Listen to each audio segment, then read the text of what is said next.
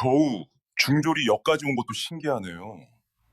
학력이 아니라 결과물로 판단해 주시면 됩니다.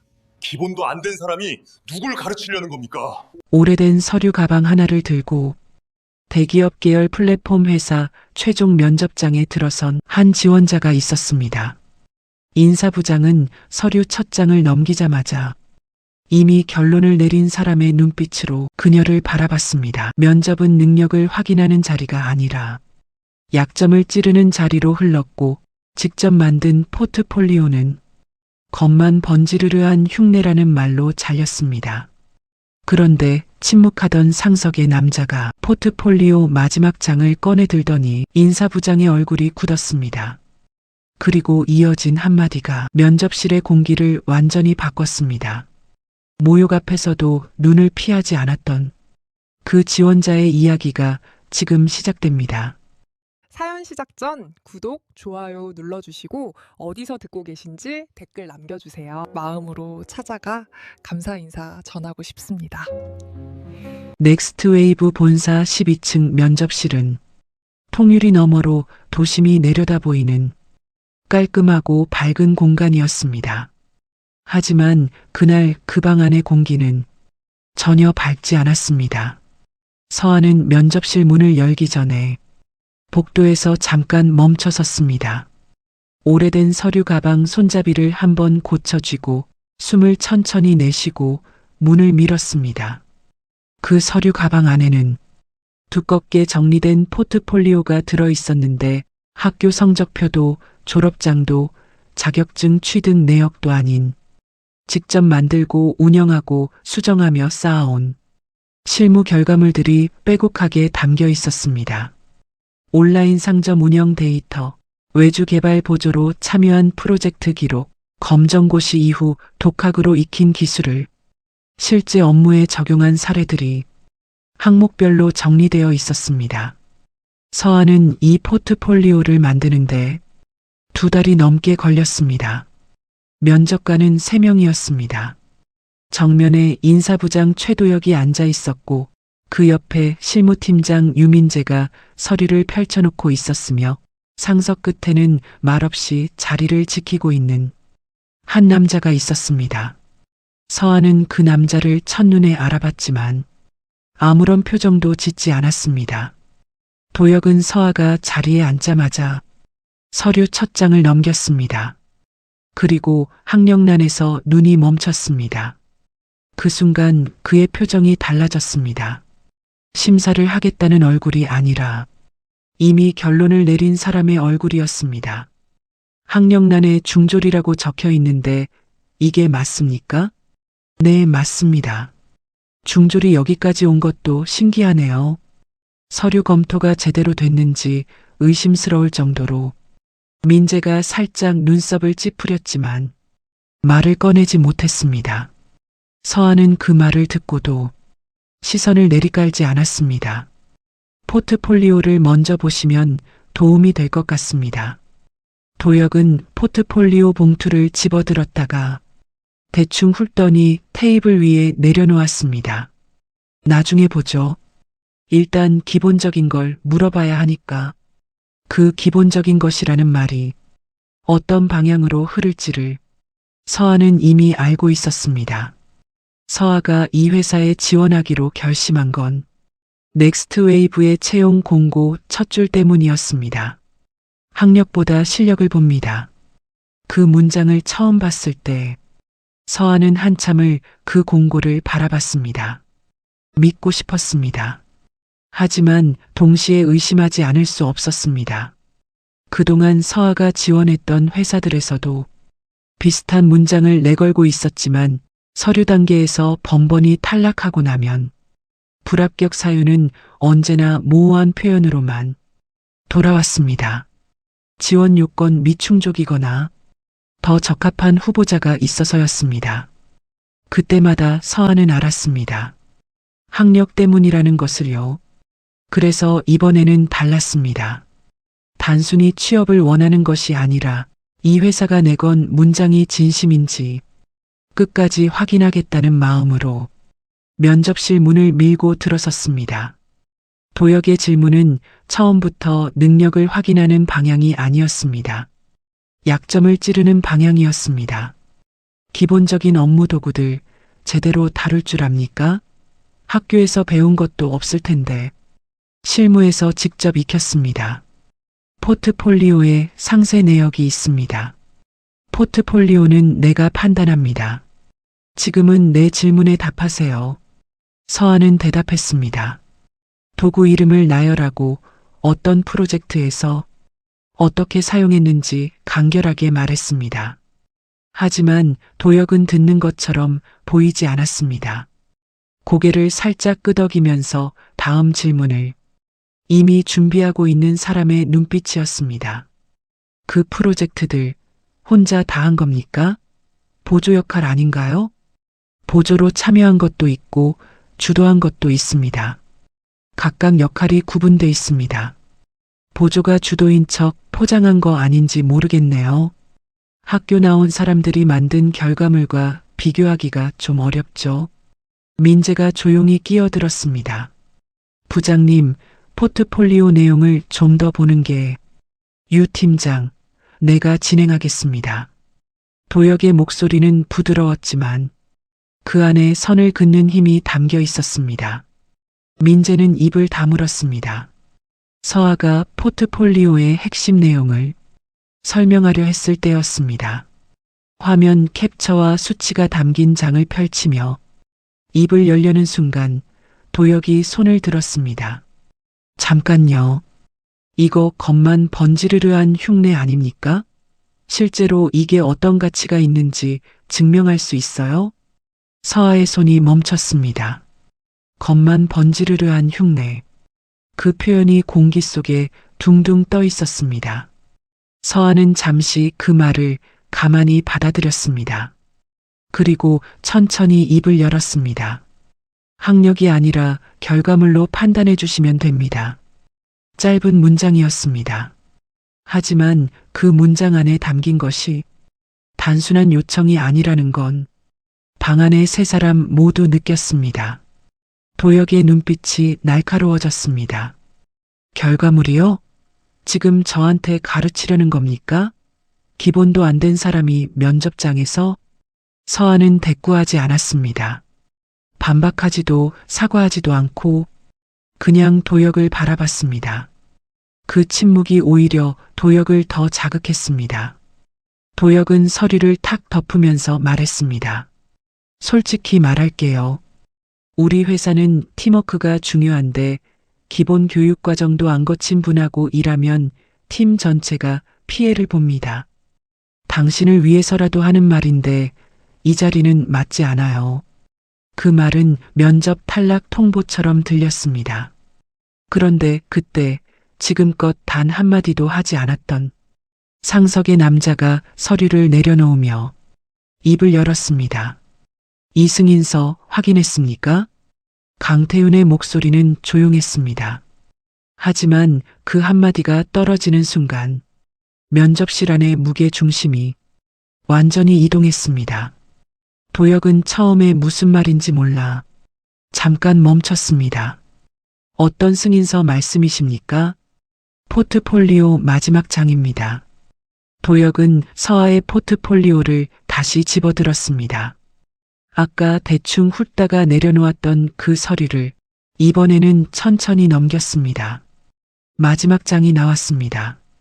거기에는 하나의 문서가 붙어 있었는데 상단에는 넥스트 웨이브 내부 문서 양식이, 하단에는 대표 직인과 파일럿 테스트, 승인 번호가 찍혀 있었습니다. 도역의 손가락이 멈췄습니다. 이게 내부 승인 문서입니까? 외부 협력 프로젝트에서 이 지원자가 설계한 기능을 내가 직접 검토했고 사내 파일럿 테스트에 돌려봤습니다. 결과는 문서에 있습니다. 태윤은 담담하게 말했습니다. 마치 당연한 사실을 설명하는 것처럼 감정 하나 섞지 않고요. 민재는 그 문서를 건네받아 조심스럽게 내용을 확인했습니다. 테스트 결과 수치가 적혀 있었고 어떤 기능이 어떻게 동작했는지가 3페이지에 걸쳐 정리되어 있었습니다. 민재는 그 내용을 읽으면서 자신도 모르게 눈썹이 올라갔습니다. 이 결과물은 아마추어의 것이 아니었습니다. 현장에서 실제로 문제를 겪어본 사람이 그 경험을 바탕으로 설계한 기능이라는 게 수치만 봐도 읽혔습니다. 도혁은 문서를 다시 태윤에게 돌려주면서 조심스럽게 물었습니다. 대표님께서 직접 검토하셨다는 건 알겠는데 이 지원자와 대표님이 어떤 경로로? 태윤이 말을 자르듯 이었습니다. 나는 이 사람을 실력으로 여기까지 올렸습니다. 잠깐의 침묵이 흘렀습니다. 그리고 이어진 한마디가 면접실의 공기를 완전히 다른 것으로 바꿨습니다. 그리고 제 딸입니다. 도혁은 그 말을 듣고 잠시 아무것도 하지 않았습니다. 눈을 깜빡이지도 말을 꺼내지도 않고 그냥 태윤을 바라봤습니다. 그러다가 천천히 서아에게 시선을 옮겼습니다. 아까까지 기본도 안 된 사람이라고 했던 바로 그 지원자가 지금 자신 앞에 앉아 있었습니다. 표정이 달라지지 않은 채로, 눈을 피하지 않은 채로 도혁의 얼굴에서 무언가가 흘러내렸습니다. 서아는 놀란 기색을 보이지 않았습니다. 이 자리에서 아버지가 자신의 신분을 밝힐 거라는 걸 미리 알고 있었기 때문이 아니었습니다. 오히려 반대였습니다.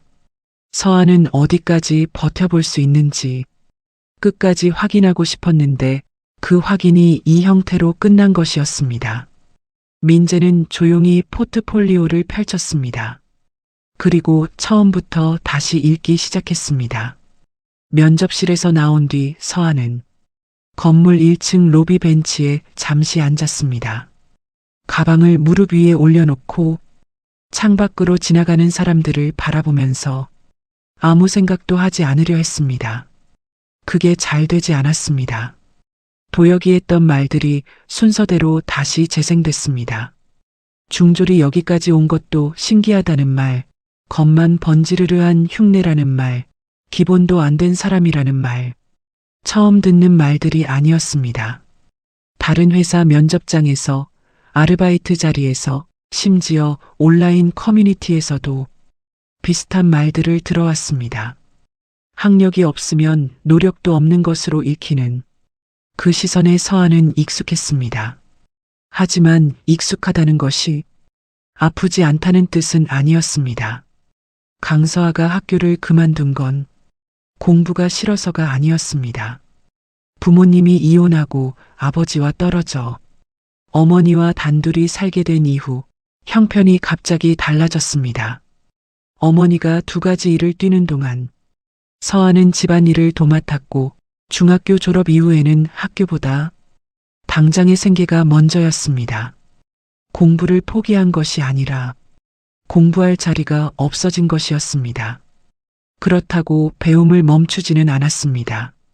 낮에는 아르바이트를 하고 밤에는 노트북 화면 앞에 앉아서 온라인 강의를 들었습니다. 돈이 없어서 유료 강의를 살 수 없을 때는 무료 자료를 찾아서 혼자 공부했고 익힌 것을 바로 써볼 수 있는 자리를 스스로 만들었습니다.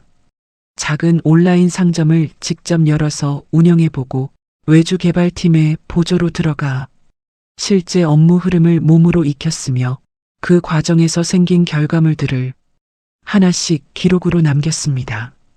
그것이 포트폴리오가 됐습니다. 아버지와 다시 연락이 닿은 건 서아가 검정고시를 마친 이후였습니다. 강태윤은 뒤늦게 딸을 찾았고 서아는 그를 만나는데 오랜 시간이 걸렸습니다. 쉽게 마음을 열 수 없었습니다.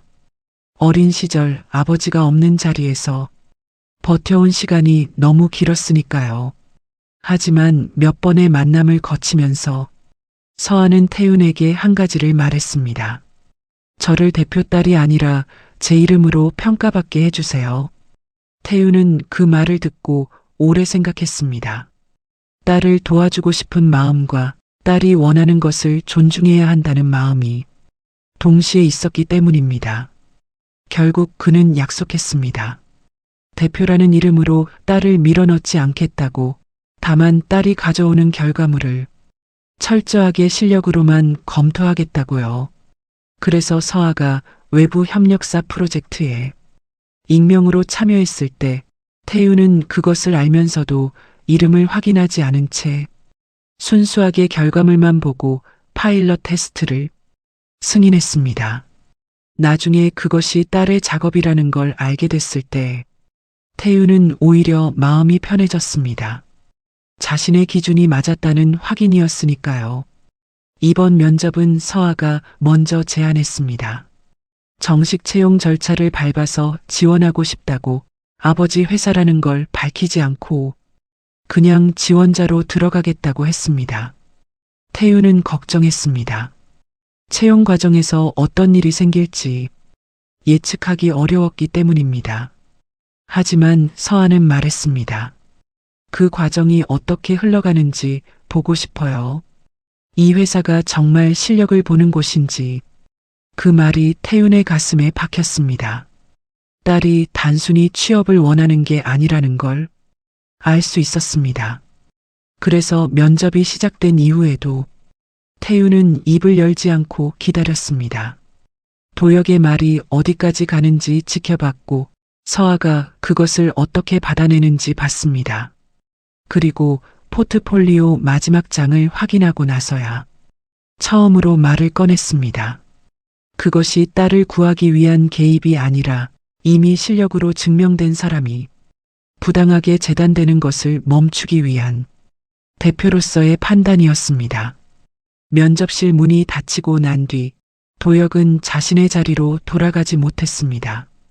복도 끝 창가에 혼자 서서 바깥을 내려다보고 있었는데 평소라면 퇴근 전 마지막 결제를 챙기고 팀원들에게 내일 일정을 확인하고 있었을 시간이었습니다. 하지만 지금은 그 어떤 것도 손에 잡히지 않았습니다. 방금 자신이 면접장에서 했던 말들이 순서대로 다시 떠올랐습니다. 중졸이 여기까지 온 것도 신기하다는 말, 겉만 번지르르한 흉내라는 말, 기본도 안 된 사람이라는 말. 그 말들이 이제 전혀 다른 무게로 되돌아오고 있었습니다. 최도혁이 학력에 이토록 집착하게 된 건 어느 날 갑자기 생긴 성격이 아니었습니다. 그는 지방 소도시 출신으로 집안 형편이 넉넉하지 않은 상황에서 오직 공부 하나로 서울의 명문대에 입학한 사람이었습니다. 고등학교 내내 남들보다 일찍 일어나고 늦게 잠들었으며 대학에 붙던 날 어머니가 소리 없이 우셨던 장면을 도혁은 지금도 기억했습니다. 그 졸업장이 도혁에게는 단순한 종이 한 장이 아니었습니다. 버텨낸 시간의 증거였고 가난했던 출발선을 극복했다는 유일한 증명이었습니다. 그래서 그는 평생 그 졸업장을 지렛대 삼아 올라왔고 그것을 갖지 못한 사람을 본능적으로 다르게 봤습니다. 제도권 밖에서 실력으로 올라오려는 사람을 신뢰하지 않았던 건 편견이기도 했지만 동시에 자신이 그 힘든 길을 걸어왔기에 다른 방식의 가능성을 인정하면 자신의 고생이 상대적으로 작아지는 것 같은 불안함이 있었기 때문이기도 했습니다. 그 불안함이 수십 년 동안 인사부장이라는 자리에서 채용 기준으로 굳어져 있었습니다. 태윤이 도혁을 따로 부른 건 면접이 끝나고 2시간이 지난 뒤였습니다. 대표실은 조용했습니다. 도혁이 들어섰을 때 태윤은 서류를 보고 있다가 고개를 들었습니다. 앉으세요. 도혁은 자리에 앉으면서 먼저 말을 꺼내려 했습니다. 대표님, 지원자가 대표님 따님이라는 사실을 사전에 고지받지 못한 상황이었기 때문에 절차상으로는 저도. 태윤이 조용히 말을 끊었습니다. 당신은 몰랐기 때문에 진짜 본심을 보여준 겁니다. 도혁은 입을 다물었습니다.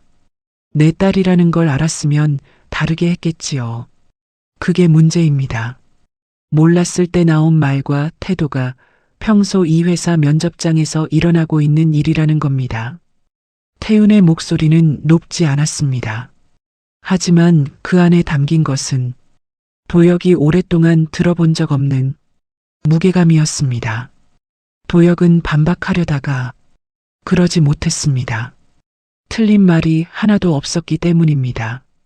그날 오후 늦게 실무팀장 민재가 대표실로 불려왔습니다. 태우는 서아의 포트폴리오를 테이블 위에 펼쳐놓고 물었습니다. 현장에서 보기엔 어떻습니까? 민재는 잠깐 망설이다가 솔직하게 말했습니다.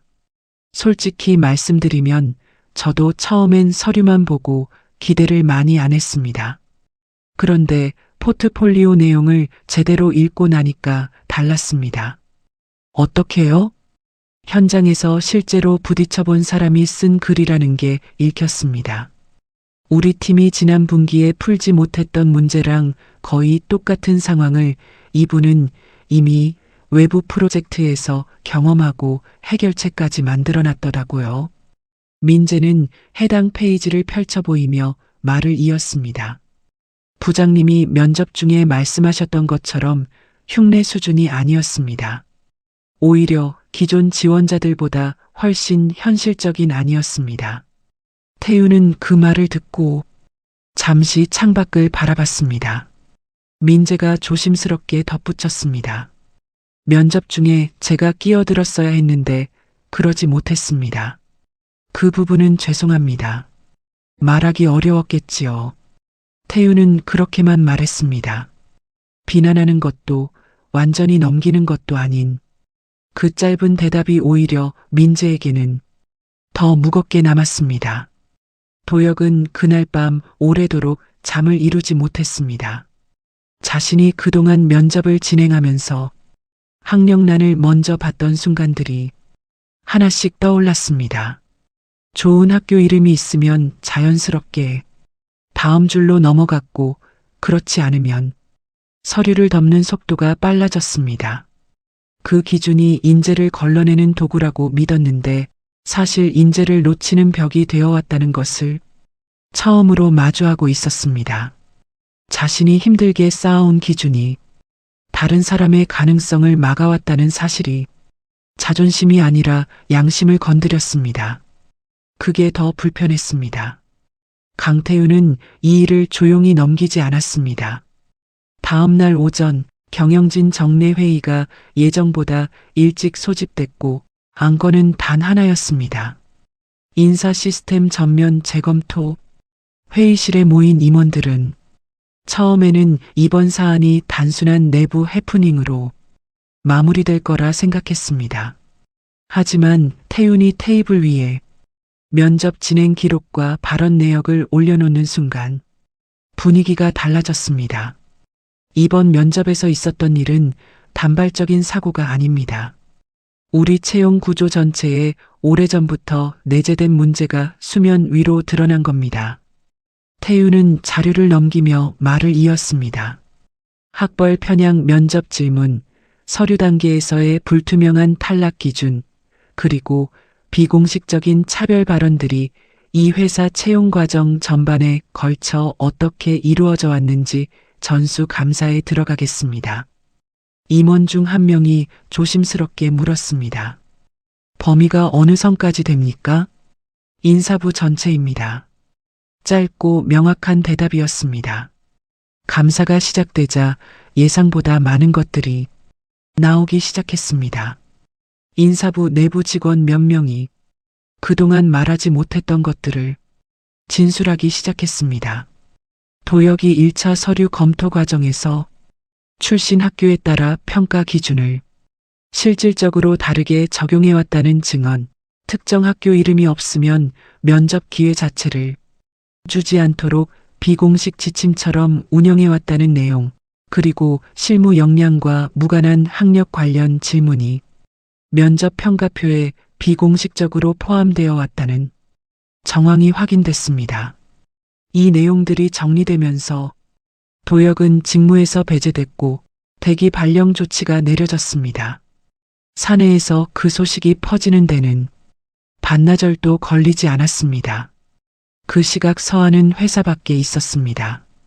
합격 여부가 결정되지 않은 상태에서 추가 연락을 기다리고 있었는데 태윤에게서 연락이 왔습니다.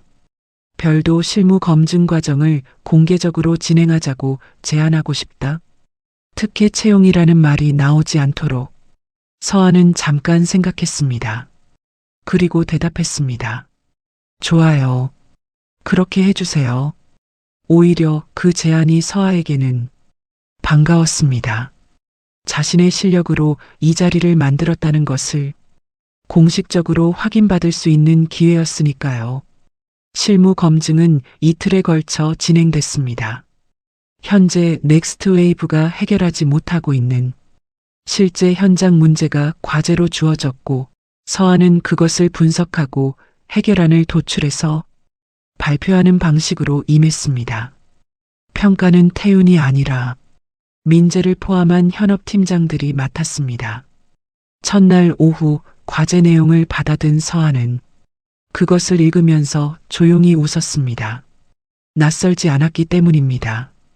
비슷한 문제를 외부 프로젝트에서 이미 경험했고 그때 만들었던 해결책이 지금 이 상황에도 적용 가능하다는 걸 빠르게 파악했습니다.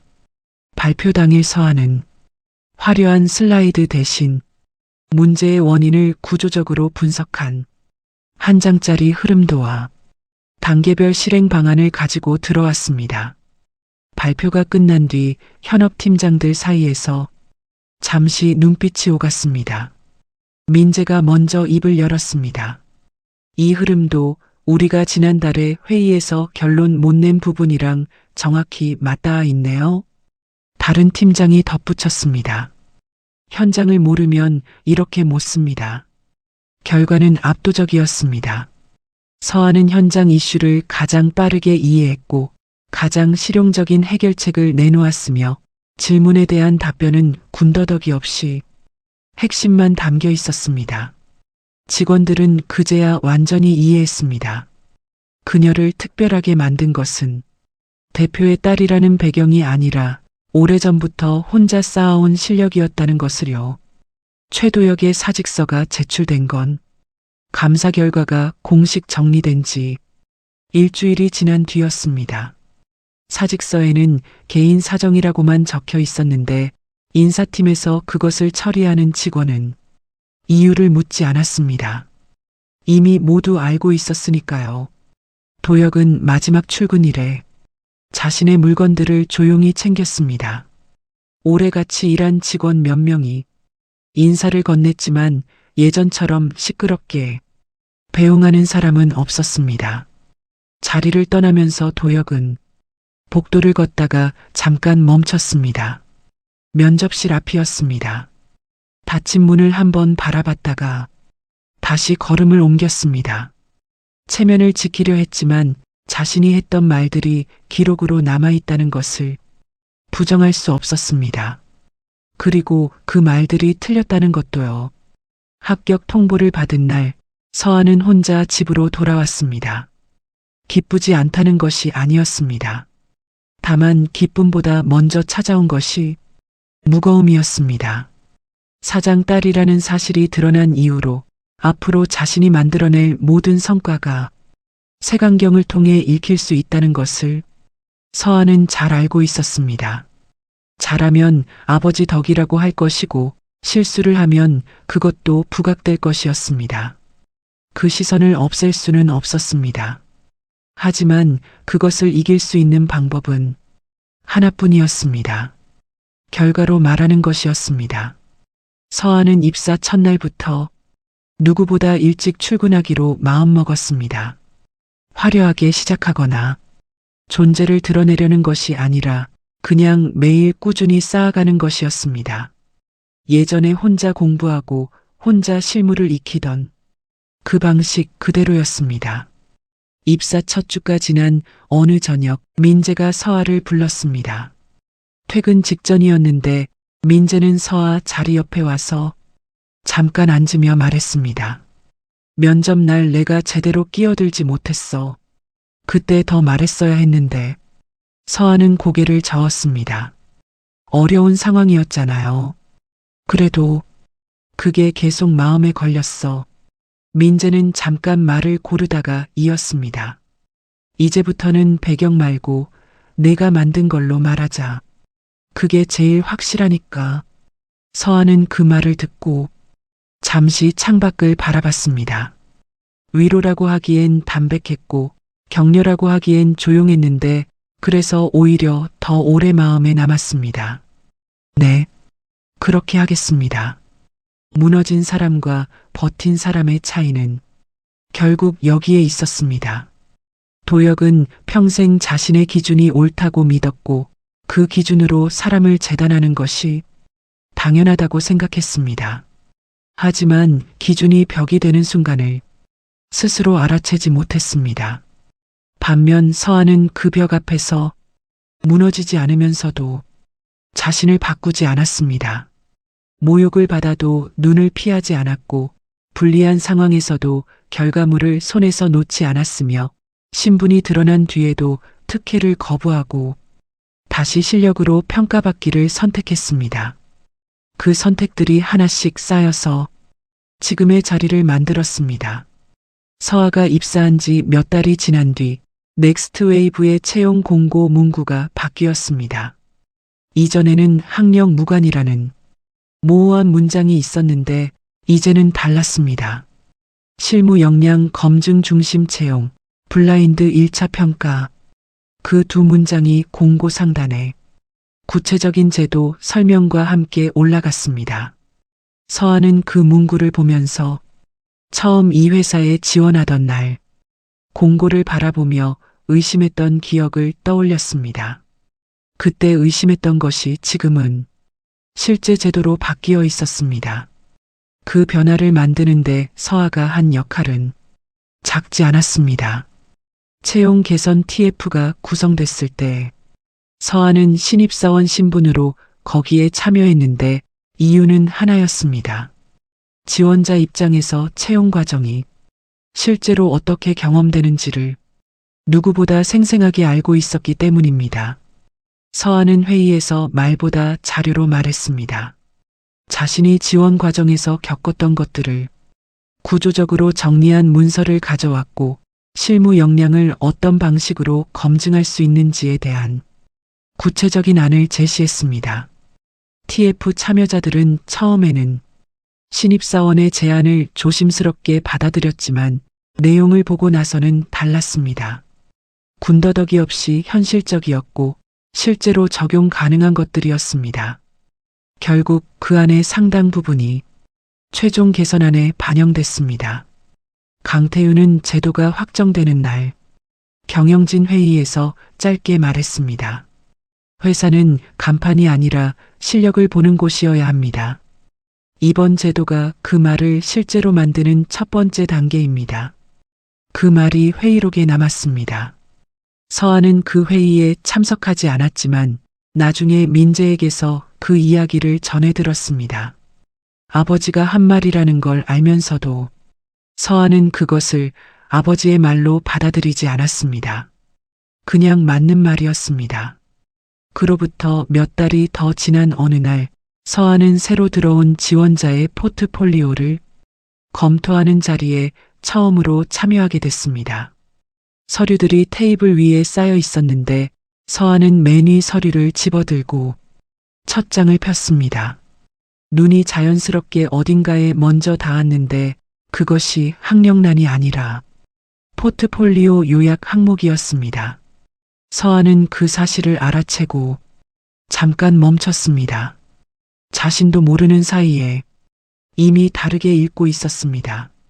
면접장에서 가장 낮게 보였던 사람이 끝내 그 회사가 바뀌어야 할 이유를 증명해낸 것이었습니다. 그것은 사장 딸이라는 반전 때문이 아니었습니다. 모욕 앞에서 눈을 피하지 않았고 불공정한 기준 앞에서 결과물을 손에서 놓지 않았으며 신분이 드러난 뒤에도 다시 실력으로 평가받기를 선택한 그 사람이었기 때문에 가능한 일이었습니다. 학력이라는 칼날이 사람을 재단하던 자리에서 서아는 끝내 그 칼날이 닿지 않는 곳에 서 있었습니다.